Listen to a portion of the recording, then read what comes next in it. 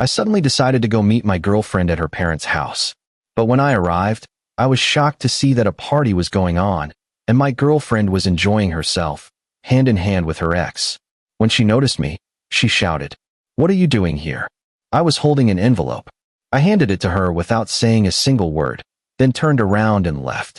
Later that night, her best friend messaged me and revealed a shocking truth about what happened at the party after I was gone. I'm 28 years old, work in supply chain management, and until 3 weeks ago, I thought I had my life figured out. I'd been dating Natasha for 2 years. We lived 40 minutes apart, saw each other most weekends, and talked about moving in together by spring. Everything felt solid, or so I believed. Natasha came from money, not obscene wealth, but the kind where her parents owned a restored Victorian in the suburbs with a wine cellar and a landscaped garden. I'd been to their house maybe 4 times total. Her father was polite but distant, her mother warm but always busy. They never seemed thrilled about me, but they were civil. Natasha always said they just needed time to warm up. I believed her because I wanted to. About 3 months ago, things started feeling different. She'd cancel plans last minute. Family dinners, her cousin's baby shower. Just a girls' night. That ran until 2 a.m. I'm not paranoid by nature, but when someone who used to text you constantly starts giving one-word replies, you notice. When I asked if something was wrong, she'd smile and say she was stressed about work. Her firm had been going through restructuring. People were getting laid off, so it made sense. I let it go. I trusted her. 2 weeks before everything fell apart, I got promoted. My boss called me into his office on a Wednesday afternoon and told me I'd be taking over the regional division. More money, better title, actual career growth. The kind of opportunity that doesn't come around often. I was ecstatic. The first person I wanted to tell was Natasha. I called her during my lunch break, practically shouting into the phone. She said, "That's amazing, babe," but her voice sounded flat, distracted, like she was reading off a script while doing something else. "Are you okay?" I asked. "Yeah, just busy. Let's celebrate this weekend, okay?" That weekend never came. She said her mom needed help organizing something at the house. Then the weekend after, she had a migraine. By the 3rd weekend, I stopped asking. I told myself she was going through something and just needed space. That's what you do when you love someone, right? You give them room to breathe. On a Thursday afternoon, I got an email from a jeweler confirming my appointment for Saturday at 2 p.m. I'd been looking at rings for a month. Nothing crazy expensive, but meaningful. A simple band with a small sapphire, her birthstone. I'd saved up, done the research, even asked her best friend, Lauren, what style Natasha liked. I wanted to propose in December, somewhere quiet and personal, maybe at the park where we had our first date. I decided I'd surprise her that Saturday. Show up at her parents' house with flowers, maybe take her out to lunch, just reconnect. I missed her. I genuinely missed her. I thought maybe she'd been pulling away because she sensed I was planning something and felt nervous about the future.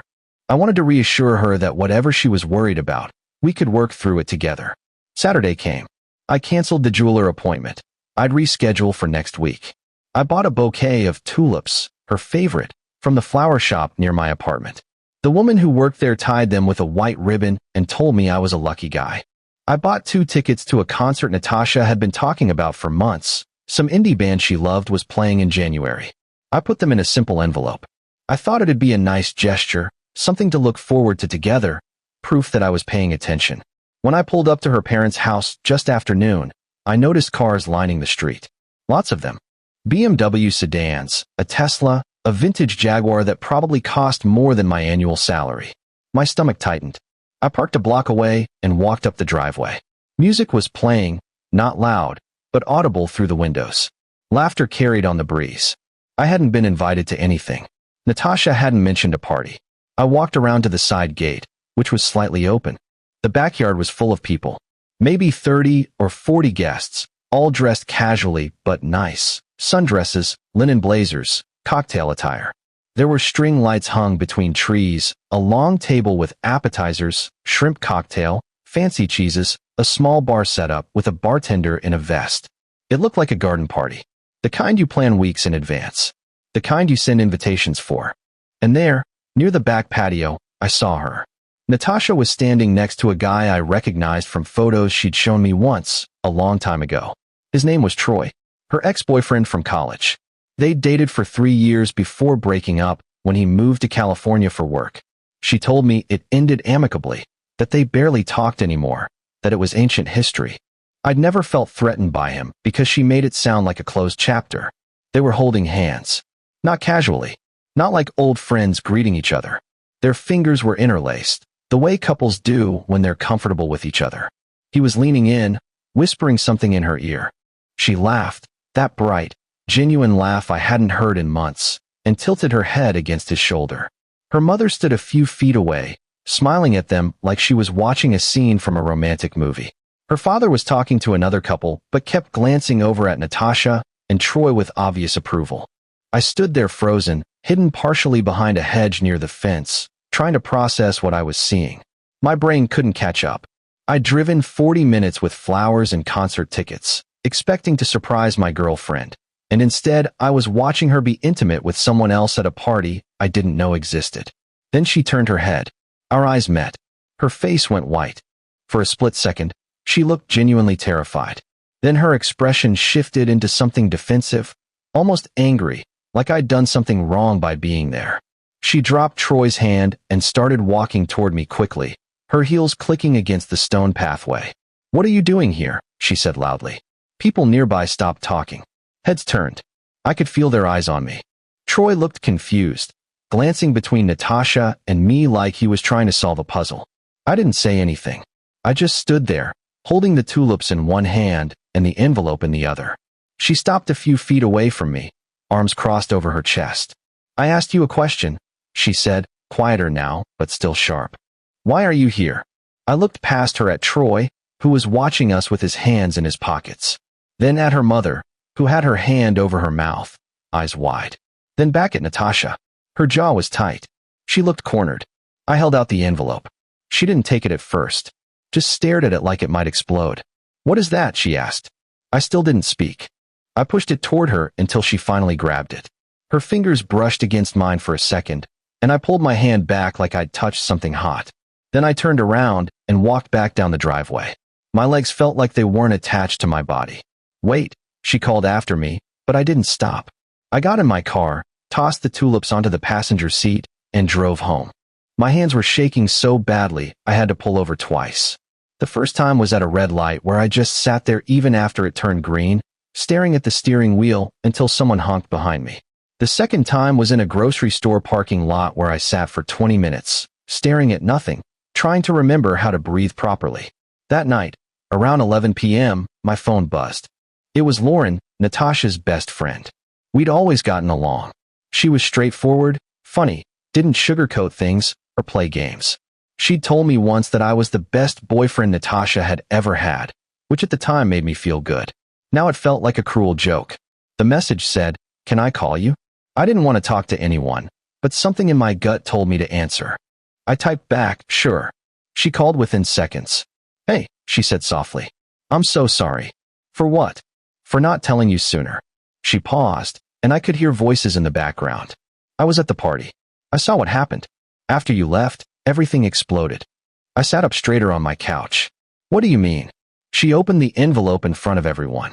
When she saw the concert tickets, she started crying. Like, full-on sobbing. Her mom asked what was wrong, and Natasha couldn't even speak.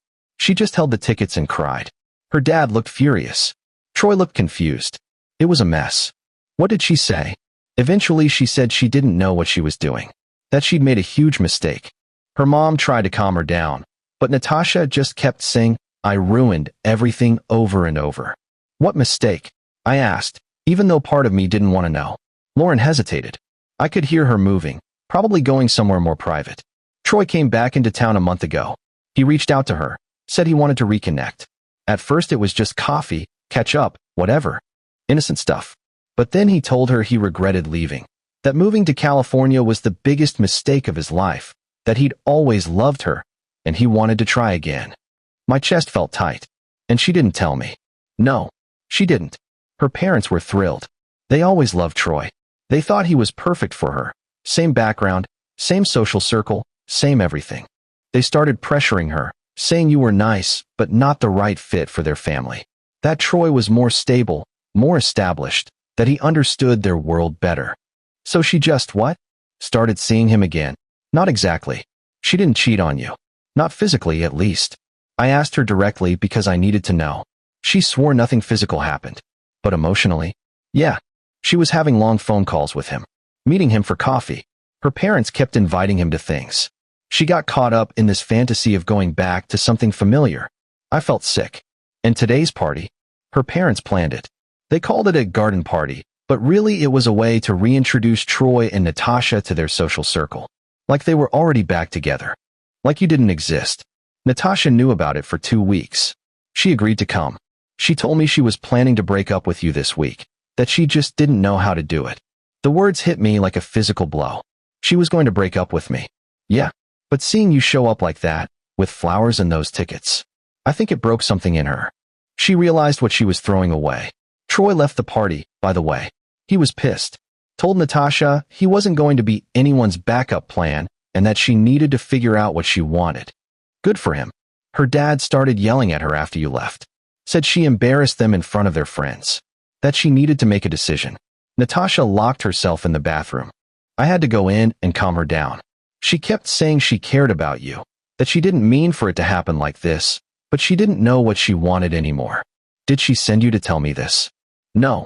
She doesn't know I'm calling. I just thought you deserved to know the truth. You're a good guy. You didn't deserve to be blindsided like that. We talked for another 15 minutes. Lauren told me that Natasha's parents had been manipulating her for weeks, planting doubts about our relationship, romanticizing her history with Troy. That Natasha felt torn between what her parents wanted and what she thought she wanted. That she'd been too cowardly to have an honest conversation with me. She wants to talk to you, Lauren said before we hung up. She's been texting me nonstop asking if I've heard from you. I don't want to talk to her. I figured. I just thought I'd mention it. Thanks for calling. Really? Yeah. Take care of yourself, okay? Update 1. Natasha texted me the next morning. A long, rambling message about how sorry she was, how confused she'd been, how she never meant to hurt me. She said her parents had manipulated her, that she realized now how much she loved me, that Troy meant nothing, and she'd been stupid to let him back into her life. I didn't reply. She called 4 times that day. I let every call go to voicemail. Each message was more desperate than the last. In the final one, she was crying so hard I could barely understand her words. By Monday, her mother called me. That surprised me. She'd never called me directly before. Her voice was tight, formal, like she was calling a business associate. I think you owe Natasha a conversation, she said without preamble. I don't owe her anything. You embarrassed her in front of our friends and family. She's been devastated. I laughed. Actually laughed out loud. I embarrassed her?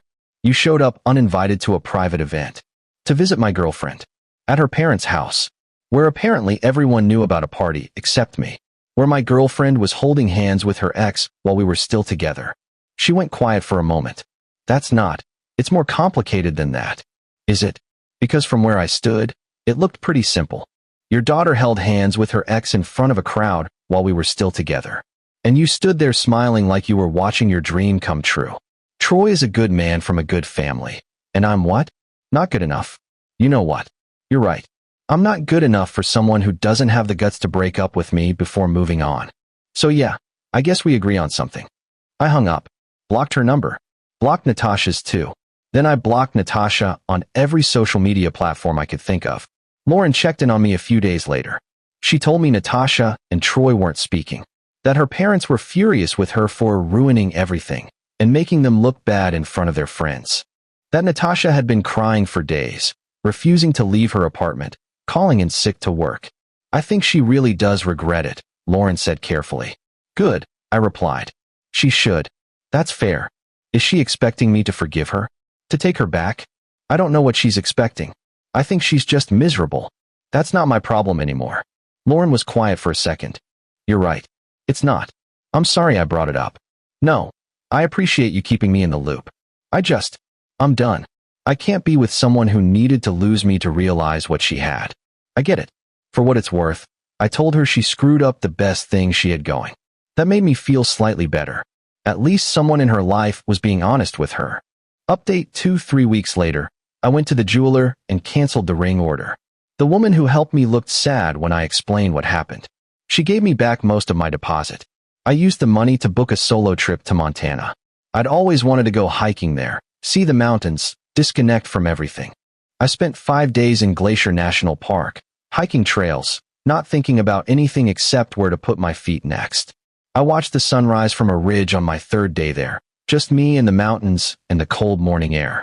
It was the first time in weeks I felt like I could breathe properly. When I got back, Lauren texted me. Natasha is dating someone new. Some guy from her gym named Chad. Thought you should know in case you hear about it somewhere else. 3 weeks. It had been 3 weeks since the party, and she was already with someone new. I appreciated Lauren giving me the heads up. She'd been a real friend through all this. I didn't feel angry when I read the message. I didn't feel sad. I just felt done, like a chapter had finally closed. A few days ago, I matched with someone on a dating app. Her name's Simone. She's a 4th grade teacher, has a dog named Biscuit, and laughs at my terrible jokes. We've been texting nonstop. Our conversations feel easy, natural. She actually responds to my messages. She asks questions about my day and seems genuinely interested in the answers. We're getting coffee this weekend. I don't know if it'll go anywhere. I'm not rushing into anything. But it feels good to talk to someone who's actually present, who doesn't play games, who isn't juggling multiple versions of her life to please different people.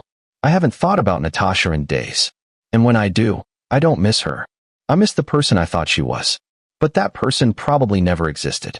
She was just a version of herself she showed me, the version she thought I wanted to see. I kept the concert tickets, not out of sentimentality. I just forgot they were in my jacket pocket. Last week, I gave them to a coworker whose daughter loves that band. My coworker almost cried.